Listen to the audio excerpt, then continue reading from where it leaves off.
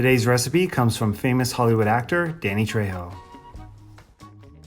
While still maintaining his Hollywood career, Danny has opened up famous taco restaurants throughout the Los Angeles area. Having used his cookbook for a while, I'm excited to share with you Danny Trejo's Carne Asada tacos.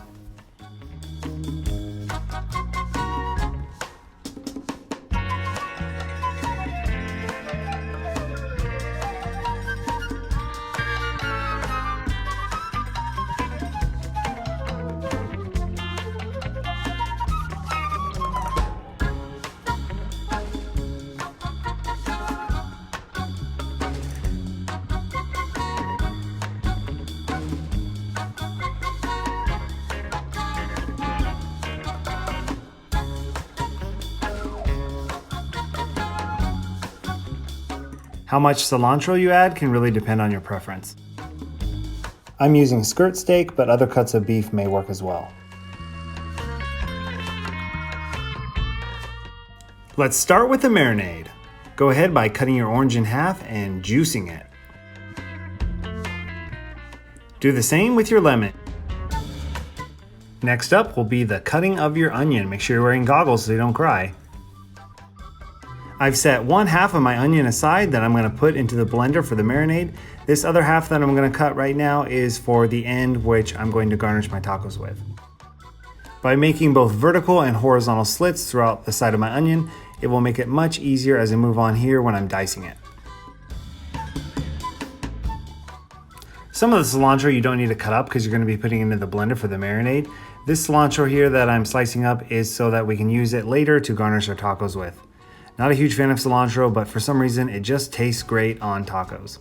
Time to prepare your jalapenos for the marinade, but first you need to remove the seeds. We want to reduce the heat a little bit while still maintaining the flavor that's original of jalapeno. You can also rinse these under the water to make sure all the seeds are removed.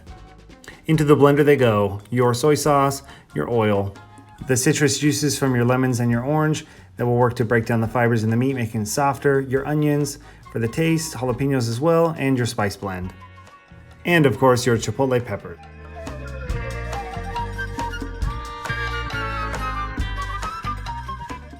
It blends, it really does.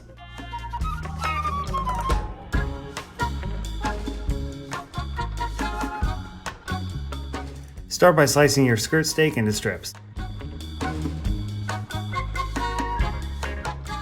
Then into bite-sized chunks of your preference.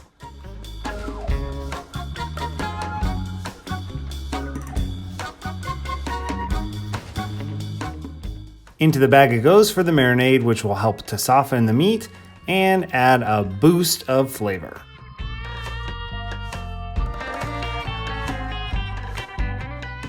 Into the refrigerator goes to chill out while you clean up the kitchen and do the dishes.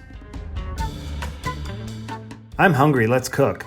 Pan on, turn on your heat, and place some oil in once your pan is heated up. Once the oil has started to shimmer, add in your carne asada. Truthfully, carne asada generally refers to beef that has been marinated and grilled on a grill. Well, I don't have a grill, and you may not either, so that's why I made this video. Stovetop carne asada. Stir on occasion until it's done. For me, that was about 5 minutes.